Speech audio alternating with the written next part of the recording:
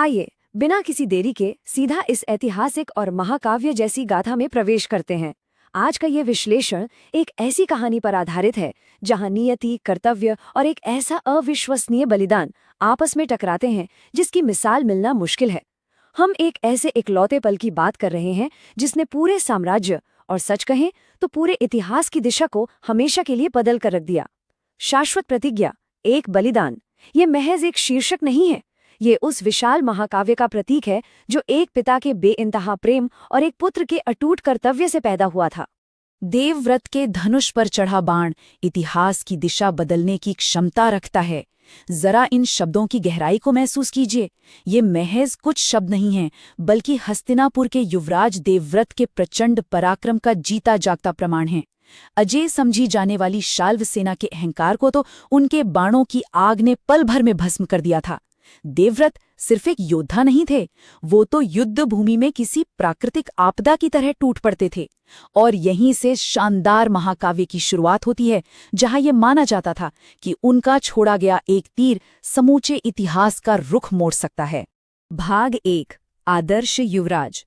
इसी शानदार जीत के साथ हस्तिनापुर के महाराज शांतनु अपने विजयी और वीर पुत्र देवव्रत की वापसी का बेसब्री से इंतजार कर रहे हैं। राजमहल में एक अलग ही स्तर की ऊर्जा और उत्साह है। पिता का वो गर्व और पुत्र का अपने पिता के प्रति गहरा सम्मान, यह दृश्य सच में ये सोचने पर मजबूर कर देता है कि एक आदर्श साम्राज्य और उसका नेतृत्व असल में कैसा होना चाहिए। अब यहाँ राज्य चलाने की दो बिल्कुल अलग अलग विचारधाराओं का सीधा टकराव देखने को मिलता है।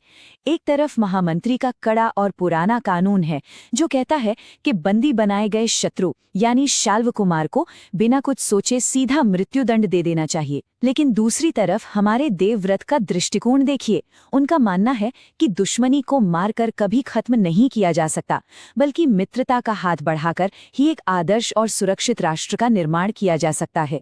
यह तुलना देवव्रत के असाधारण और ऊंचे नैतिक चरित्र को बिल्कुल शीशे की तरह हमारे सामने साफ कर देती है। इस दूरदर्शी क्षमादान के बाद तो पूरे हस्तिनापुर में जैसे जश्न की लहर दौड़ जाती है। महाराज शांतनु, जो अपने पुत्र की बुद्धिमत्ता और शौर्य से फूले नहीं समा रहे हैं, पूरे गर्व के साथ देवव्रत को हस्तिनापुर का युवराज घोषित कर देते हैं। पिता और पुत्र के बीच का ये अटूट प्रेम और विश्वास ही इस पूरी कहानी की सबसे मजबूत नींव है। बिल्कुल एक ऐसी नींव जिस पर पूरे हस्तिनापुर का भविष्य टिका हुआ था। लेकिन जैसा कि हम जानते हैं, नियति को हमेशा कुछ और ही मंजूर होता है। भाग 2, नियति की नदी। राजमहल के इन ऊंचे और जश्न से भरे कमरों से बहुत दूर यमुना के तट पर एक शांत और साधारण सी दिखने वाली शिकार यात्रा एक ऐसे मोड़ पर पहुंच जाती है जिसकी किसी ने सपने में भी कल्पना नहीं की थी। मेरी यात्रा तब समाप्त होगी जब मेरे पास वो साहस होगा कि मैं तुम्हें बता सकूं कि मेरे दिल में क्या है। क्या बात है, ये कोई साधारण बातचीत तो बिल्कुल नहीं है। ये पूरी पृथ्वी के सबसे शक्तिशाली सम्राट शांतनु और एक रहस्यमयी, बेहद खूबसूरत नाविक कन्या सत्यवती के बीच की एक बहुत ही गहरी और काव्यात्मक मुलाकात है। महाराज शांतनु सत्यवती के रूप और उसकी उस अलौकिक सुगंध से पूरी तरह मुग्ध हो चुके हैं। सम्राट का हृदय अब उनके खुद के वश में नहीं रहा। वो इस नदी के तट पर अपनी भावनाओं के सामने पूरी तरह विवश हो चुके हैं। भाग 3, एक असंभव शर्त। इस काव्यात्मक मुलाकात का अंजाम हमें महाराज शांतनु और सत्यवती के पिता निषाद राज दाशराज के बीच होने वाली उस बेहद तनावपूर्ण बातचीत पर ले आता है। यह वो क्षण है जहां एक साधारण मछुआरे के हाथ में भारतवर्ष के सबसे बड़े साम्राज्य का भविष्य तय करने की चाबी आ गई है। यहाँ मुख्य बात है दाशराज की अटल मांगे। दाशराज को अपनी बेटी के भाग्य पर अटूट विश्वास है। वो महाराज शांतनु को एकदम साफ शब्दों में कह देते हैं कि सत्यवती राजयोग लेकर ही पैदा हुई है और वो केवल उसी राजा से उसका विवाह करेंगे जो उनकी ये इकलौती शर्त मानेगा कि सत्यवती की ही संतान भविष्य में हस्तिनापुर के सिंहासन पर बैठेगी। एक चक्रवर्ती सम्राट के सामने एक निषाद का ये अल्टीमेटम सचमुच अचंभित कर देने वाला था। जरा इस दमघूंटू दुविधा के बारे में एक पल के लिए सोचिए, जिसमें महाराज पूरी तरह फंस गए थे। एक तरफ सत्यवती को पाने की उनकी ज्वलंत और बेकाबू इच्छा है जो उन्हें अंदर ही अंदर जला रही है, तो दूसरी तरफ अपने अत्यंत योग्य बेटे देवव्रत के प्रति उनका न्याय और वो वचन है जिसके तहत उन्होंने उसे पहले ही युवराज घोषित कर दिया है। शांतनु अपने प्रेम और अपने धर्म के बीच बुरी तरह पिस चुके हैं। ये एक ऐसी भयानक स्थिति है जहां कोई भी सही रास्ता नजर नहीं आता। इस भयानक कश्मकश के बीच महाराज शांतनु एक बेहद पीड़ादायक लेकिन धर्मसंगत फैसला लेते हैं। वो दाशराज को स्पष्ट कर देते हैं कि वो अपने हृदय की इच्छा पूरी करने के लिए अपने ही पुत्र के हकों को अन्यायपूर्ण तरीके से हरगिज नहीं छीनेंगे। अपने दिए गए वचन और युवराज देवव्रत के अधिकारों का पूरा सम्मान करते हुए महाराज भारी मन और गहरी निराशा के साथ उस नदी के तट को पीछे छोड़ देते हैं।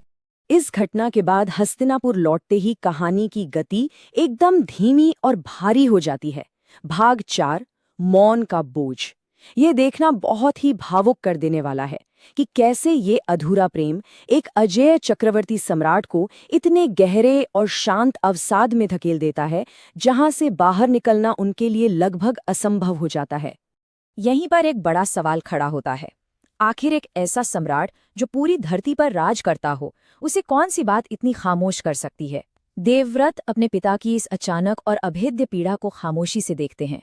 वो अच्छे से जानते हैं कि महाराज हजारों तीरों का घाव तो हंसकर सह सकते हैं, लेकिन अपनी इस गहरी खामोशी के पीछे का कारण वो अपने ही बेटे से साझा नहीं कर पा रहे हैं। देवव्रत के लिए अब अपने पिता के दुख का कारण जानना ही राज्य का सबसे बड़ा मुद्दा बन जाता है। सच्चाई का पर्दाफाश करने के लिए देवव्रत तुरंत जांच पड़ताल शुरू कर देते हैं। वो सीधे शाही सारथी के पास जाते हैं और उससे तीखे सवाल करते हैं। वो उसे साफ साफ समझाते हैं कि उसकी वफादारी सिर्फ राजा के गुप्त रहस्य छिपाने में नहीं है, बल्कि पूरे हस्तिनापुर के भले के प्रति होनी चाहिए। तब जाकर ये रहस्य खुलता है कि महाराज हर दिन छुपकर यमुना के तट पर जाते हैं और बस एक पेड़ के पीछे से दाशराज की पुत्री सत्यवती को निहारते रहते हैं। पिता के दुख का ये मूल कारण पता चलते ही देवव्रत बिना एक पल की भी देरी किए निकल पड़ते हैं। और अब हम इस महाकाव्य के सबसे चरम बिंदु पर पहुंचते हैं। भाग 5 शाश्वत प्रतिज्ञा। तनाव अपने बिल्कुल शिखर पर है जब देवव्रत आधी रात के सन्नाटे में दाशराज के द्वार पर पहुंचते हैं। वो किसी भी कीमत पर अपने पिता के दुख को हमेशा हमेशा के लिए मिटाने का फैसला कर चुके हैं। देवव्रत अब खुद नियति से टकराने के लिए पूरी तरह तैयार हैं। या देवव्रत के त्याग का जो स्तर है ना, वो सच में किसी भी कल्पना से बाहर है। जब देवव्रत सिंहासन पर अपना पूरा अधिकार खुशी खुशी सत्यवती की होने वाली संतानों को सौंप देते हैं, तब दाशराज एक नई और स्वार्थी आशंका जताते हैं। दाशराज कहते हैं कि कल को देवव्रत की संतानें भी तो सिंहासन पर दावा कर सकती हैं ना। इस एक सवाल पर देवव्रत जो कदम उठाते हैं वो समूचे इतिहास को स्तब्ध करके रख देता है। वो सिर्फ अपनी गद्दी ही नहीं छोड़ते, बल्कि अपने पूरे भविष्य, अपनी आने वाली पीढ़ियों और अपने पूरे वंश का ही त्याग कर देते हैं। ये शाश्वत प्रतिज्ञा आखिर थी क्या?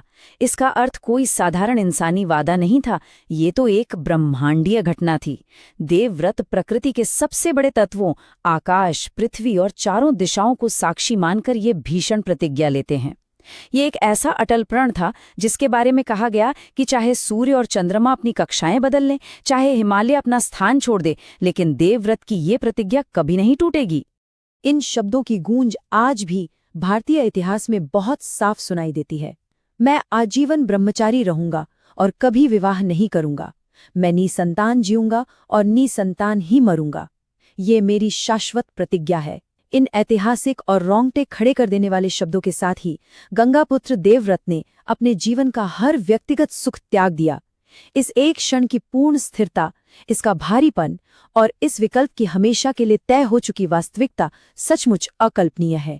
और ठीक यहीं से देवव्रत को उनकी उस महान पहचान भीष्म के रूप में जाना गया, जो युगों युगों तक अमर हो गई।